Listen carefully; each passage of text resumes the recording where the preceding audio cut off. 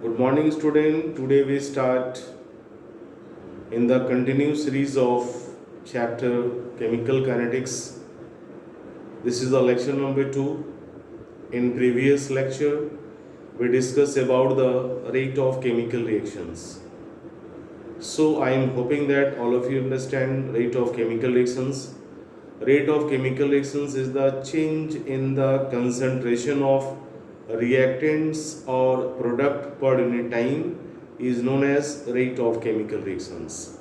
And the unit of rate of chemical reactions is mole liter inverse second inverse. All of you know. Next, the overall rate of chemical reactions always be positive. Already discussed in the last video of the chemical kinetics. Now we today start once again with the rate of chemical reactions. Rate of chemical reactions are categorized in two groups on the basis of time taken intervals. So rate of chemical reactions, rate of chemical reaction is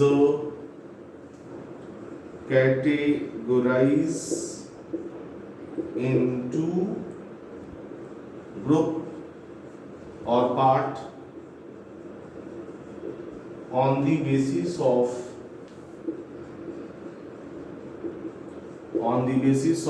time taken intervals. Number 1, average reaction rate, RAV. Number 2, instantaneous reaction rate, under bracket R instant. So today we mainly discuss about the rate of chemical reactions and their type. And type are categorized on the basis of time taken intervals. So first of all, we are talking about the average reactions rate. Average reactions rate, when rate of chemical reactions. Average reactions rate when average reaction rate when rate of chemical reactions is measured over an appreciable time intervals or longer time intervals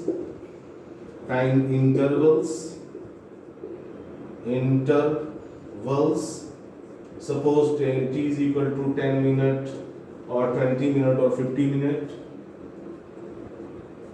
then it is said to be average reactions rate. For example, considered are reactions. अगर कोई एक hypothetical reaction consider करते हैं RP, then REV is equal to written as minus change in the concentrations of R by delta T, or equals to plus change in the concentrations of product by delta T. Here delta represent a small change. This is the change in this is the concentration of reactant by delta T. Change in the concentrations of product by delta T. For product, amount increases, so here we put plus sign. For reactant, minus sign. And after taking the concentration RAV is equal to minus change in concentration C2 minus C1 by T2 minus T1, and all of you know C1 is greater than C2, so here negative value of concentrations are obtained, negative becomes positive, therefore plus change in the concentration of reactant by delta T. Overall rate of chemical reactions always be positive. From this equation you can understand. And now similarly for the product,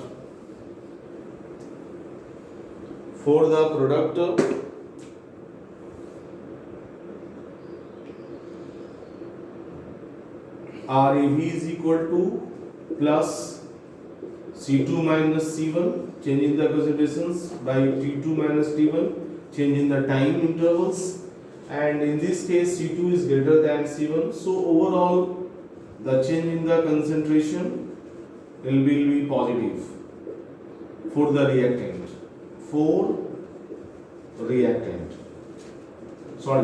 product. So my dear student, all of you understand, either for reactant or for product, overall rate of reactions always will be positive.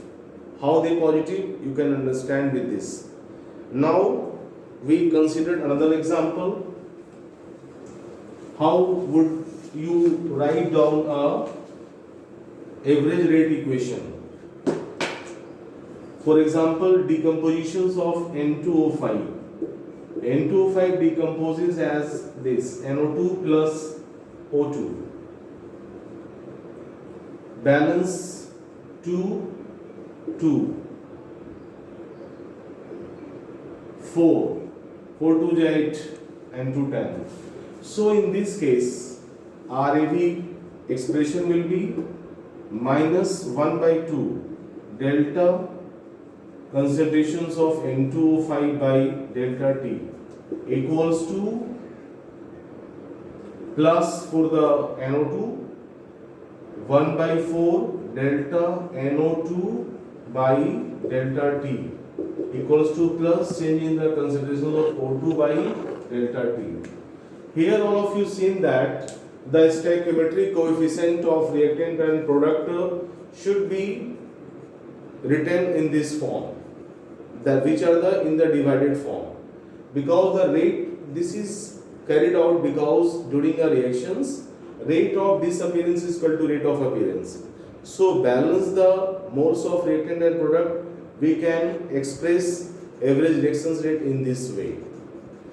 Once again, if there is 2 mole, then it shifted to that part, 4 mole also shifted to that part. That is why the stoichiometric coefficient of reactant and product should be balanced. So my dear student, all of you try to understand, during writing average rate reactions, if the stoichiometric coefficient is given, then it is divided with their average reactions rate. Why? Because note, during chemical reactions,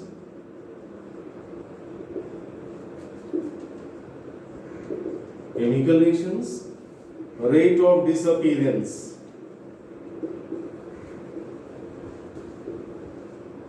of reactant is always equals to rate of appearance of product. Therefore, stoichiometric coefficient of reactant and product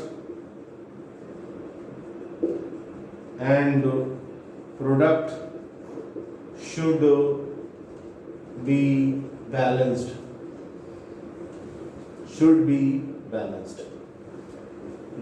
My dear student, I think that all of you understand.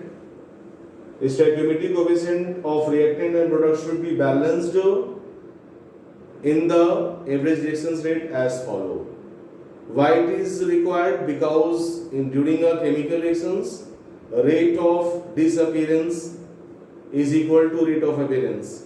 Because all of you know the concentrations of reactant disappeared, which results into the appearance in the concentrations of product. So to fulfill the law of conservation of mass, it should be needed to balance.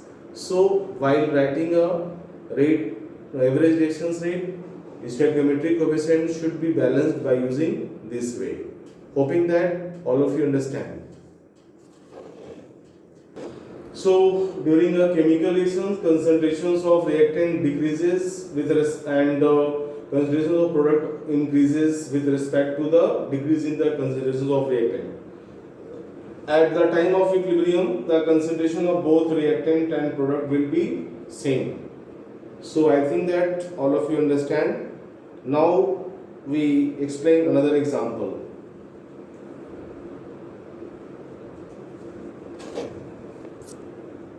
Similarly, for the given reactions 5Br minus plus BrO3 minus plus 6H plus gives 3Br2 aqueous plus 3H2 liquid. The average reaction rate written as follow. There is a stoichiometric coefficient 5 and minus because it is reactant. 1 by 5 concentration of Br minus by delta T equals to, there is 1 mole. So directly you write minus BrO3 minus concentration by delta T equals to, then minus 1 by 6 changing the concentration of delta H plus by delta T equals to, for product 1 by 3 plus delta Br2 by delta T. Similarly plus 1 by 3 H2O concentration by delta T. Hoping that all of you understand. So stoichiometric coefficient of reactant and product should be balanced because in a chemical reactions the rate of disappearance, and always understand, rate of disappearance equals to rate of appearance. Therefore stoichiometric coefficient of reactant and product should be balanced. Rate of appearance, it is very important. Rate of disappearance is equal to rate of appearance. Disappeared the amount of reactant and appeared the amount of product during the reactions. Hoping that all of you understand. Thank you.